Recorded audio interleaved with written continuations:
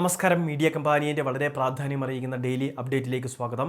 എല്ലാവരും ശ്രദ്ധിച്ചിരിക്കേണ്ട, എല്ലാവർക്കും ലഭിക്കുന്ന സർക്കാരിൻ്റെ വിവിധ ക്ഷേമ പദ്ധതി പൊതു ആനുകൂല്യങ്ങൾ ഉൾപ്പെടെയാണ് വീഡിയോയിൽ ചേർത്തിട്ടുള്ളത്. ഏറ്റവും ആദ്യത്തെ പ്രധാന അറിയിപ്പ്, 62 ലക്ഷത്തോളം വരുന്ന വയോജനങ്ങൾ, ഭിന്നശേഷി നേരിടുന്നവർ, വിധവകൾ, അതോടൊപ്പം തന്നെ വിവിധ ക്ഷേമനിധി ബോർഡ് വഴി ആനുകൂല്യം വാങ്ങുന്നവർ. നിലവിൽ നമുക്ക് ലഭിക്കുന്ന 1600 എന്ന് പറയുന്ന പെൻഷൻ തുക ഉയർത്തുമെന്ന് മുഖ്യമന്ത്രിയുടെ പ്രഖ്യാപനം വന്നിട്ടുണ്ട്. നിലവിൽ 100 രൂപയുടെ ഒക്കെ വർധനവാണ് ഇനി ഉണ്ടാവാൻ പോകുന്നത്. അതായത് 1700 രൂപയിലേക്ക് ആനുകൂല്യം ഉയർത്തുകയും ചെയ്യും. ഇപ്പോൾ 62 ലക്ഷം വരുന്ന ആളുകൾക്ക്, അതായത് മുൻ സർക്കാരിനെയൊക്കെ അപേക്ഷിച്ച് ഇരട്ടിയോളം വരുന്ന ആളുകൾക്കാണ് അവരുടെ കൈകളിലേക്ക്, ബാങ്ക് അക്കൗണ്ടിലേക്ക് സർക്കാർ സഹായം നൽകുന്നത്. 5 മാസത്തെ കുടിശ്ശിക മാത്രമാണ് ഇനി ശേഷിക്കുന്നത്. ഈ കുടിശ്ശികയിൽ 2 ഗഡുക്കൾ ഈ വർഷവും പിന്നീടുള്ള 3 ഗഡുക്കൾ വരുന്ന സാമ്പത്തിക വർഷവും അനുവദിക്കുമെന്നാണ് സർക്കാർ ഇപ്പോൾ അറിയിച്ചിട്ടുള്ളത്. എങ്കിൽ പോലും ഇനി എല്ലാ മാസങ്ങളിലും കൃത്യസമയത്ത് പെൻഷൻ നടത്തുമെന്നും സർക്കാർ അറിയിച്ചിട്ടുണ്ട്. 20-നും 30-നും ഇടയിലുള്ള തീയതികളിൽ നമ്മളുടെ ബാങ്ക് അക്കൗണ്ടിലേക്ക് പെൻഷൻ നൽകുന്നതിനാവശ്യമായിട്ടുള്ള എല്ലാ ക്രമീകരണവും സർക്കാരിൻ്റെ ഭാഗത്തുനിന്ന് ഇപ്പോൾ ഉറപ്പും നൽകിയിട്ടുണ്ട്. വിവിധ ക്ഷേമനിധി ബോർഡുകളിൽ പെൻഷൻ തുക കുടിശ്ശിക വന്നിട്ടുണ്ട്. അത് തീർക്കുന്നതിന് വേണ്ടിയുള്ള ക്രമീകരണങ്ങളും സർക്കാർ ഇപ്പോൾ സ്വീകരിക്കുന്നു. ഓണത്തിന് മുൻപ് തന്നെ വിവിധ ആനുകൂല്യങ്ങൾ അത് ഇനി ലഭിക്കാനുള്ളവർക്ക്, കുടിശ്ശികയായവർക്കെല്ലാം എത്തിക്കുമെന്നും സർക്കാർ ഇപ്പോൾ ഉറപ്പ് നൽകിയിട്ടുണ്ട്. രണ്ടാമത്തെ മറ്റൊരു പ്രധാനപ്പെട്ട അറിയിപ്പ്, സംസ്ഥാനത്ത് വിവിധ ആനുകൂല്യങ്ങളുടെ വിതരണം നാളെ മുതൽ വീണ്ടും ആരംഭിക്കും. നിലവിൽ സർക്കാരിൻ്റെ പെൻഷൻ തുക വാങ്ങുന്ന ആളുകളുണ്ട്. ഇതിൽ തന്നെ കേന്ദ്ര സർക്കാരിൻ്റെ വിഹിതം ലഭിക്കുന്ന ആളുകളുമുണ്ട്. കേന്ദ്ര സർക്കാരിൻ്റെ വിഹിതത്തിൻ്റെ വിതരണം കഴിഞ്ഞ ആഴ്ചകളിൽ തന്നെ ആരംഭിച്ചിരുന്നതാണ്.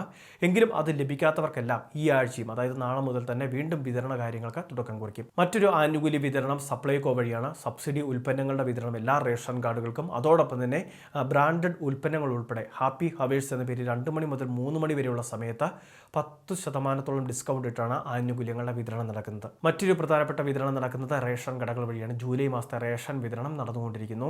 ആനുകൂല്യം വാങ്ങാനുള്ളവർ വേഗം ഇതൊക്കെ വാങ്ങിയെടുക്കുന്നതിന് വേണ്ടി ശ്രദ്ധിക്കുക. മൂന്നാമത്തെ മറ്റൊരു പ്രധാനപ്പെട്ട അറിയിപ്പ്, മഹാത്മാഗാന്ധി ദേശീയ ഗ്രാമീണ തൊഴിലുറപ്പ് പദ്ധതിയിലെ വ്യക്തികളെ സംബന്ധിച്ചിടത്തോളം അവർക്ക് സർക്കാരിൻ്റെ ഭാഗത്തു നിന്ന് സഹായങ്ങൾ ഈ സമയത്ത് പ്രഖ്യാപിക്കുന്നുണ്ട്.